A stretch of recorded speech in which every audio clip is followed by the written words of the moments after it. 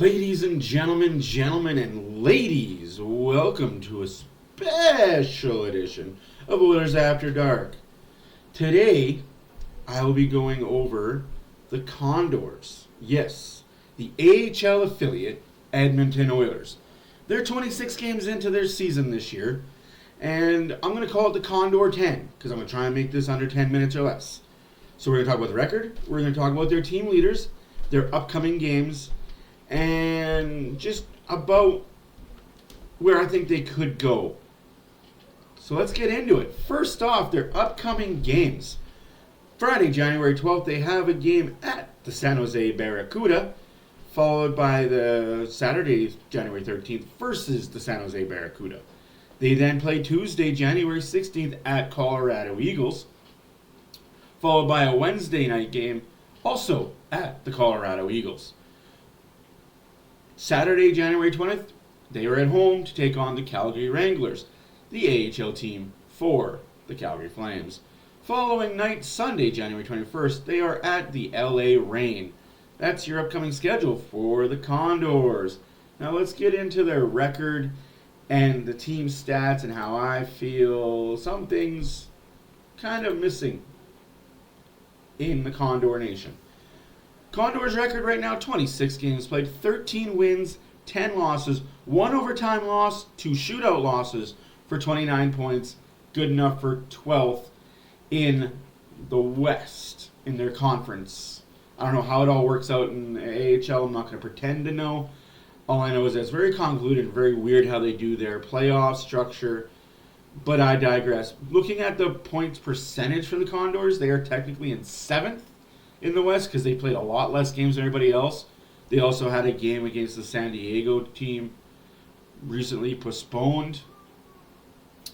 So I'm not going to pretend to know a lot about the Condors. I'm trying to get more into it. I do watch a lot of the games. I like the talent that's down there. I'm not liking some of the young guys that we have on our team that aren't producing the way you think they should. Like Broberg isn't playing very well. Niemelainen's not doing well. Beauregard is not doing what a lot of people thought he would, and it's going to show in the leaders. Now, the surprises for me this year for the Condors, Drake Caggiula, Lane Pedersen, Greg McKegg, and again, that'll reflect in the points when I show you guys the next graphic here. Let's get her going, eh? So the team stats, pretty simple, easy, right? The team stats are, like I said, points. Drake Caggiula, 19 points.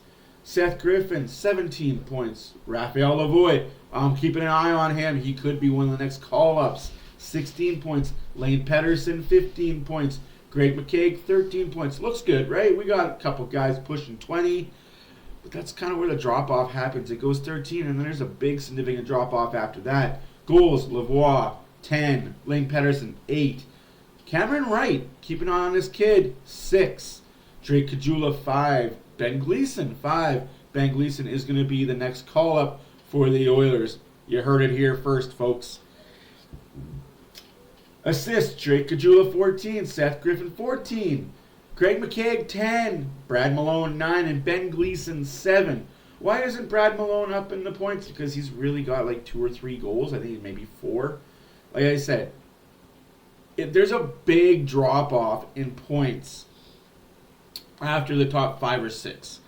And it sucks. But that's the AHL. That's what happens when you are sitting out a few times. And we're going to talk about the goalie stats because goalies. Goalie stats, Oliver Rodrigue, 6 wins, 2 losses, 3 overtime losses, no shutouts, 2.48 goals against excuse me. 2.48 goals against average, 9.24 save percentage. You look at those numbers, you think, well, that's cool. You've played 11 games. You've got a good save percentage. Your goals against a little high. You like to see that around 2, maybe a little lower. But again, AHL, and they don't play the same way. Jack Campbell, wins 5, losses 6. No overtime losses, so he doesn't It's either he wins in regulation or he loses in regulation. Unlike Olivier Waugh, who could also have a 6-5 record, but his are OT loss, so he's actually getting points. I don't know how that works out, but hey. Shutouts 1. Goals against average 3.32. Save percentage 8.93. Now you're going to look at the goals against, you're going to look at the save percentage, like, oh, what the hell, Campbell? Why are you doing this? A lot of the games that Campbell plays are the second half of back-to-backs. Not an excuse. Not making an excuse for him. Not saying that he's not. I'm not saying he's NHL ready. I'm not saying he's not doing a good job down there. I'm not saying he's doing a bad job down there. Facts are facts. He's playing a lot of back-to-backs. He played a lot of games when he first went down to get his mojo back.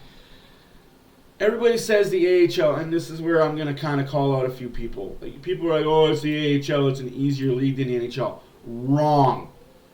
Wrong. If anything, I would say the AHL is harder to play in as a goalie than the NHL. Why, Matt? Why do you say that? Why do you say it's harder as a goalie to play in the AHL? For this basic reason. AHL has a mixture of 2 or 3 things. They've got the young, just drafted kids that aren't quite phenom status to play in the NHL. Then they've got the established guys that are kind of the tweeners that are AHL, NHL, bouncing back and forth, bounce. We've seen it with the Oilers. And then you've got your grizzled NHL vets who are no longer NHL capable, but definitely professional better than most. So that is why they're in the AHL in the twilight of their years. Instead of going to Europe, they're playing in the AHL. So why do I say it is harder on a goalie to play in the AHL? Because in the AHL, there really isn't the structure. There really isn't the puck possession that is in the NHL. I equate it to college hockey, college football, and NFL football. 2 very similar skill sets, but very different games. College football is very possession-based, very run the ball, set plays up, moving screens type thing. And the NFL is more of a throw it downfield, first down, touchdown, glory. In the NHL, there's structure. In the NHL, there's set plays. In the NHL, there isn't shoot from everywhere firewood type style hockey. Where in the AHL, it is you get the puck, you shoot. You just shoot from random spots. So goalies also in the defensive zone, there's really no structure in the defensive zone. It's just run and gun. Essentially, it's pond hockey in the AHL. And that's why it's bad for goalies, because you can't get the angle. Like, I know I'm not really saying the right things, but I feel like it's harder on goalies in the AHL than it is the NHL. Because you got better players in the NHL, you got better defense, better structure, better systems. The AHL is about learning. So, of course, when you put a veteran goalie or a goalie that's struggling in the AHL, he might struggle. But we'll see with Campbell. Anyways, guys, my overall assessment is the Condors are a good farm system and a good farm team for the Oilers. I am looking forward to the next Condor 10 in the next 26 games and see where they're at. Are they back in the playoffs? Who's in the standings? How do the goalies fare? Let me know, guys. What are your thoughts? Are the Condors a good team in the AHL? Are they a bad team in the AHL? Are they one of the tweener teams in the AHL? Let me know what your thoughts are on the Condors, and we'll see you in the next one. My name is Matt for Oilers After Dark. Hopefully you like this video. Please comment, subscribe, tell all your friends. We now do Condors.